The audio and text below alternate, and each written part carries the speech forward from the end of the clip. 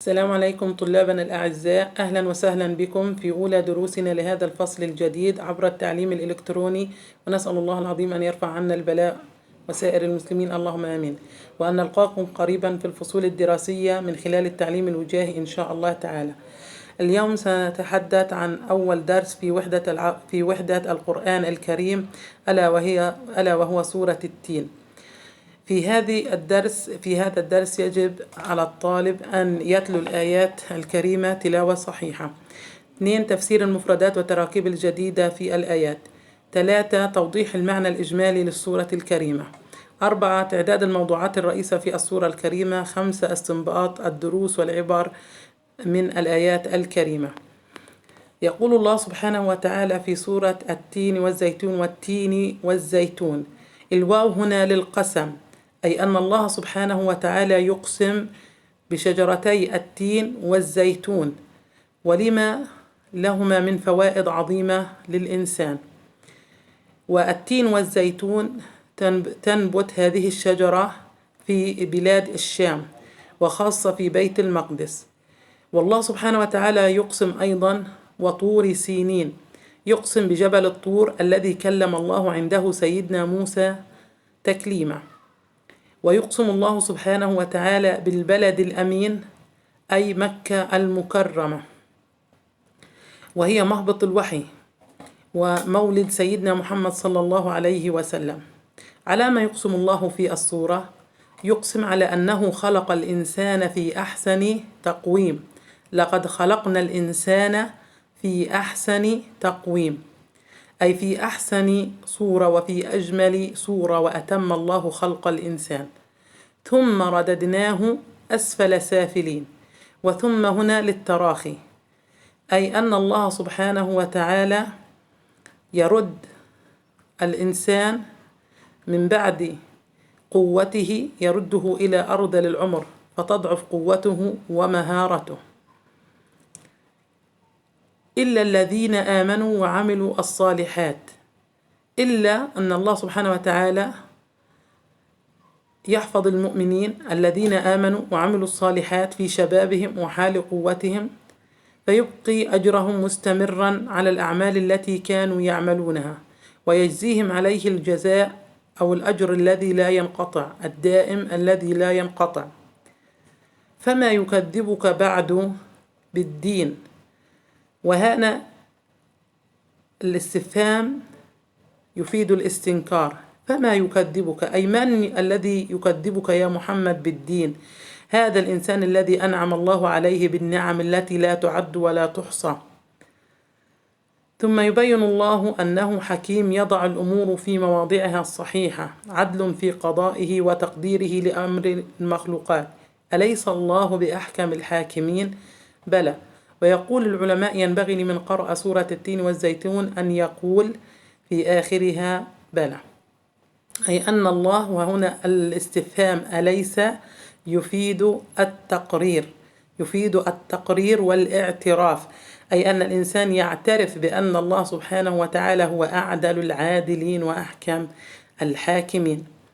أعزائي الطلاب، هنا يجب على الطالب أن يجمع صور لشجرة التين والزيتون وأن يلصقها في كراسته في دفتر الدين. ثم يقوم الطالب بحل نشاط رقم 2، لو أذكر بعضا من فوائد التين والزيتون. تكتب في دفترك عزيز الطالب فوائد التين، وتكتب فوائد الزيتون.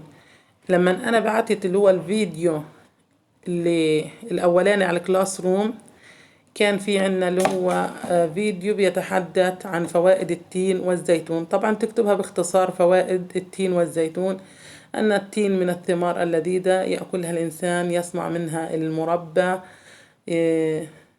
وهي مفيدة لجسم الإنسان. الزيتون طبعا يأخذ الإنسان ثمار الزيتون، يستخرج منه الزيت، يستخدم اللي هو أخشاب الزيتون في صنع التحف وفي اللي هو إشعال النيران.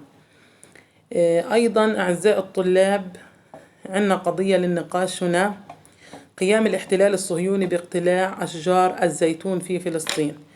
طبعا كنا بنشاهد على شاشات التلفاز كيف يقوم الاحتلال الصهيوني باقتلاع أشجار الزيتون. لماذا يقوم الاحتلال باقتلاع أشجار الزيتون؟ لأن شجرة الزيتون تمثل رمز الصمود للشعب الفلسطيني.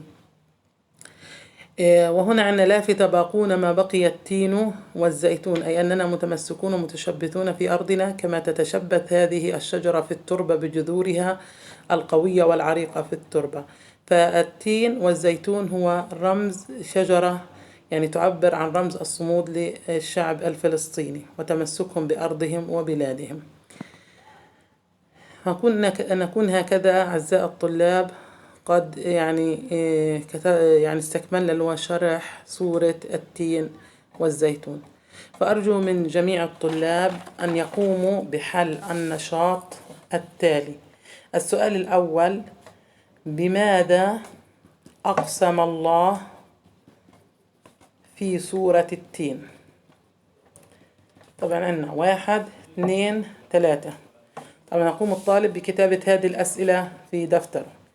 س2: علامة أقسم الله في السورة. علامة أقسم الله في السورة. س3: اكتب الآية التي تدل على أن الله هو أعدل العادلين. س4: اكتب الآية التي تقول بأن الله خلق الإنسان في أحسن صورة. س5: